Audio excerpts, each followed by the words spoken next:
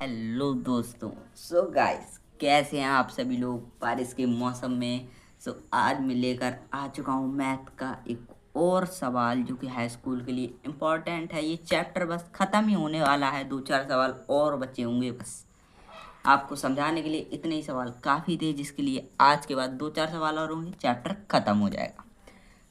आज मैंने क्या सोचा, आज मैंने अपने खेत में नहीं बनाया वीडियो, इस वजह से आज बारिश बहुत तेज़ हो गई मेरे यहाँ, तो मैं बना नहीं पाया। इसलिए मैंने सोचा आज अंदर ही बना लेता हूँ। तो चलिए दोस्तों, आज हम आपको सिखाएंगे समांतर श्रेणी का एक क्वेश्चन, जो कि मैं आज लेकर आया हूँ। 0 से 50 के बीच विषम संख्याओं का योग ज्ञात करना है। तो आज के समांतर श्रेणी में हम आज पढ़ेंगे ये वाला सवाल कैसे सॉल्व करते हैं। ऐसे भी सवाल पेपर में फंस जाते हैं, इस वजह से आज मैं लेकर आया हूँ ऐसा सवाल।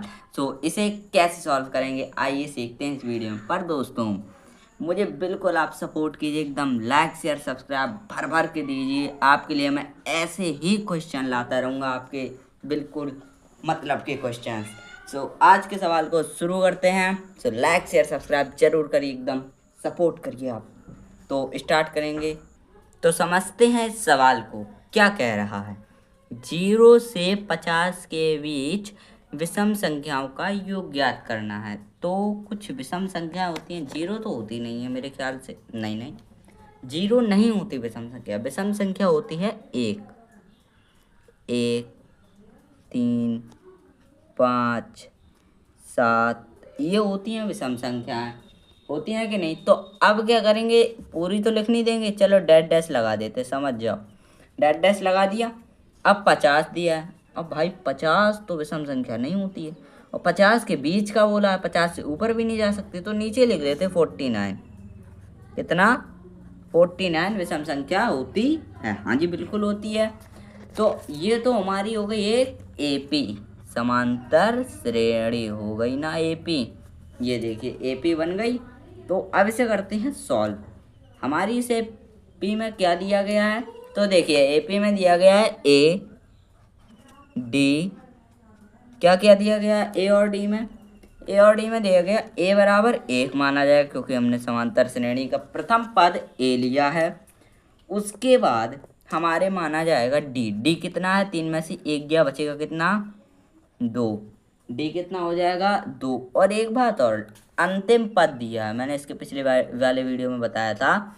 अंतिम पद दिया है, तो यानी कि L इज इक्वल टू 49। अब L दिया है, बट N नहीं दिया है। N पता करना होगा, बिल्कुल इम्पोर्टेंट है। अगर n पता नहीं किया, योग ज्ञात नहीं हो सकता। हमें n पता कैसे भी करके करना होगा। तो n का क्या फॉर्मूला होता है, सभी को पता है, पिछले वीडियो में डाला था, देख लेना, जरूर पता चलेगा n का फॉर्मूला क्या होता है। a plus n-1 into D. Bracket के बाद अगर मैं इंटू कह रहा हूँ, यानी कि इसके बीच में कोई चिन्ह नहीं है, तो इसीलिए मैं बोलता हूँ ब्रैकेट के बाद into D is equal to L। ये होता है हमारे L का फॉर्मूला, जिससे हमें पता चलता है N का मान। तो अब क्या करना है, आइए लिख लेते हैं। तो A बराबर 1 प्लस n-1 का मान पता नहीं है, D बराबर 2 बराबर L बराबर 49। ये लीजिए। अब क्या करते हैं, n-1 into 2 is equal to 49-1। अब मैं -1 कहाँ से लेके आया, -1 में ये वाला उठाया, इसको मैंने उठाया, ये प्लस का था यहाँ पर। इसको अगर मैं पक्षांतर करके उधर ले जाऊंगा तो ये माइनस का हो जाएगा। ठीक है, ये हो गया माइनस का। अब क्या करेंगे, 2 का अंदर ब्रैकेट में मल्टीप्लाई कर देते हैं, तो 2n-2 इज इक्वल टू 48। 49-1 48 हो गया। अब क्या करेंगे, 2n is equal to 48 plus 2। ये वाला जो 2 था, ये माइनस का, इसको हम उठा के उधर ले गए, तो ये हमारा किसका हो गया, प्लस का हो गया। तो 2n इज इक्वल टू 50, तो n is equal to 50/2। n is equal to 50/2 हो गया। अब क्या करना है, सो 2 1 ज़ा 2 एंड 2 ज़ा 4, 1 कैरी, 2 5 ज़ा 10। ये देखिए n बराबर हमारा निकल आया 25। ये लीजिए निकाल दिया n का मान। तो अब आते हैं योगफल। n का मान, एक बात ध्यान रखना दोस्तों, n का मान इसलिए इम्पोर्टेंट होता है क्योंकि अगर योगफल पूछा गया तो n का मान होना इम्पोर्टेंट होता है। कोई कोई सवाल होते हैं कोई कोई जिसमें n का मान दिया जाता है, मैंने डाला भी है वीडियो, उसमें n का मान दिया जाता है। और इससे पिछला डाला तो उसमें भी n का मान नहीं था और इसमें भी n का मान नहीं है, तो मैंने पहले n का मान निकाला। अब आते हैं भाई, चलिए योगफल ज्ञात करते हैं। तो अब योगफल ज्ञात करने के लिए अब हम क्या करेंगे, एस एन का फॉर्मूला लगाएंगे, बिल्कुल पता होना चाहिए। एस एन का फॉर्मूला क्या कहता है, n/2 एंड ब्रैकेट में 2a plus n-1 into D. ये हो गया अपना फॉर्मूला। अब क्या करेंगे, n का मान कितना था अपना 25 इजक्वल टू 25/2 एंड 2 इंटू ए का मान अपना कितना था 1 था, प्लस n-1, डी का मान कितना था 2 हो गया। अब क्या करेंगे, s25 is equal to 25/2 and 2 plus n का मान कितना है 25 माइनस 1 एंड 2, ये हो गया इंटू में। अब s25 is equal to 25/2 and 2 plus 24 into 2। 24 क्यों किया, इस वजह से क्योंकि 25 माइनस 1 24 हो जाएगा। ठीक है, अब और सॉल्व करते हैं।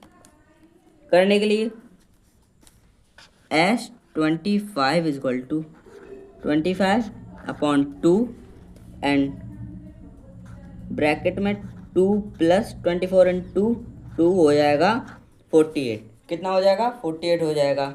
ठीक है, अब क्या करेंगे, s25 is equal to 25/2 and into लगाएंगे और 2 प्लस 48 हो जाएगा 50। अब ये कितना हो गया 50 हो गया। अब इसको सिंप्लीफाई करते हैं तो 2 1 ज़ा 2, 2 2 ज़ा 4 एंड कैरी 1, 2 5 ज़ा 10 हो गया। तो अब क्या करेंगे, s25 इजक्वल टू कितना होगा 625।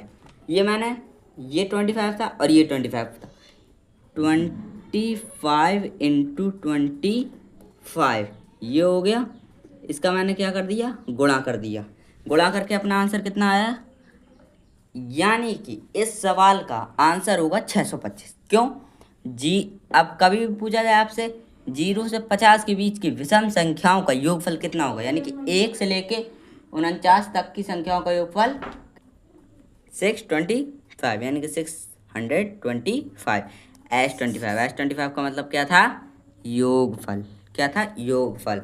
और अपना n क्या था, ये हमें ज्ञात करना था। जरूरी होता है, इम्पॉर्टेंट है इसमें n, क्योंकि अगर n नहीं होगा तो हमारा योगफल नहीं निकलेगा। तो n निकालना इम्पॉर्टेंट होता है। ये होते हैं दोस्तों समांतर श्रेणी के सवाल, और कुछ ही सवाल और बचे होंगे इसके चैप्टर के ख़त्म होने के, 1-2 होंगे बस, इससे ज़्यादा नहीं मिलने वाले। तो इसके बाद नया चैप्टर लाऊंगा, फिर आऊँगा, जरूर आऊँगा। धन्यवाद। और हाँ दोस्तों, एक बात और, क्या कह रहा हूँ कि अगर इस सवाल को आपको समझ में नहीं आया तो आप वीडियो को दोबारा देख लीजिए, रिपीट करके देख लीजिए, ऑब्वियसली एकदम करेक्ट आपको समझ में आ जाएगा। इसलिए मैंने इतने वीडियो डाले कि आपको एकदम दिमाग पर चढ़ जाए, बिल्कुल आपको एकदम समझ में आना चाहिए कि हाँ, समांतर श्रेणी के सवाल इतने अच्छे से लगाए जाते हैं और दिमाग पे चढ़ जाते हैं। और दोस्तों, गणित इतना कठिन नहीं है कि जितना कठिन वो होता है, हमें बस लगता है, शुरुआत की प्रश्नावली में लगता है। आपने, अगर आप मेरे वीडियो देखते हो रोज़, तो आपने ये देखा होगा, आपने पहले वीडियो में महसूस किया होगा ये बड़ा कठिन सवाल है। और अगर आपने रेगुलर मेरे देखे होंगे वीडियो, तो ये वाला वीडियो आपको जरूर समझ में आएगा। इतना सिंपल लगाओ कि आप ये एक बार देखने के बाद दोबारा नहीं देखो, इतना सिंपल सवाल होता है ये समांतर श्रेणी का। तो दोस्तों, वीडियो पसंद आया हो तो वीडियो को लाइक शेयर सब्सक्राइब करना ना भूलना दोस्तों। तो मिलते हैं नेक्स्ट वीडियो में। बाय बाय तब तक के लिए, और ज़रूर आऊँगा मैं।